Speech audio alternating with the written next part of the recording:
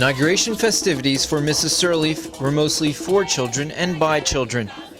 Lots of singing, dancing, and lighting candles, which overjoyed the 67-year-old widow who says she wants to be the mother and grandmother of all Liberians trying to recover from civil war.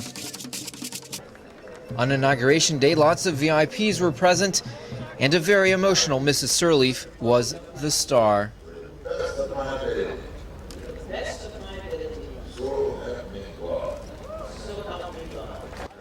Her speech that followed was compassionate. Before I begin this address, which signifies the high note of this historic occasion, I ask that we bow our heads for a moment of silent prayer in memory of the thousands of our compatriots who have died as a result of the many conflicts.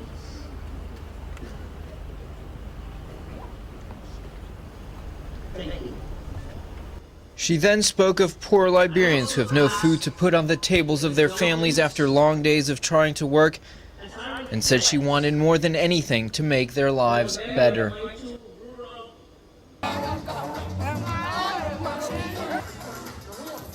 Mrs. Sirleaf also entertained women's groups and excused herself for being late to a meeting with traditional leaders. Let me say I'm sorry because you waited a long time.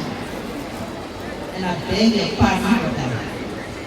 But when you came this morning, we were supposed to meet a certain time. And we were in all kinds of meetings. But those meetings is for you. Because I'm meeting to talk about you.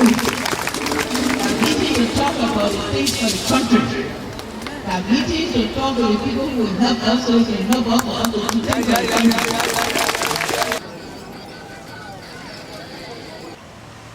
Already, Monrovia started a cleanup.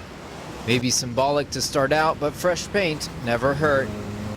A clean house, Mrs. Sirleaf said, is needed for Liberia to no longer be a failed state as it was.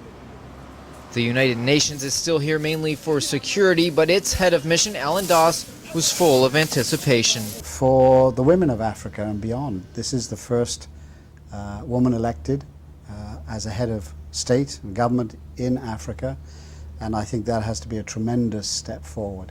There are very few women leaders in any part of the world, and I think that helps to redress the balance.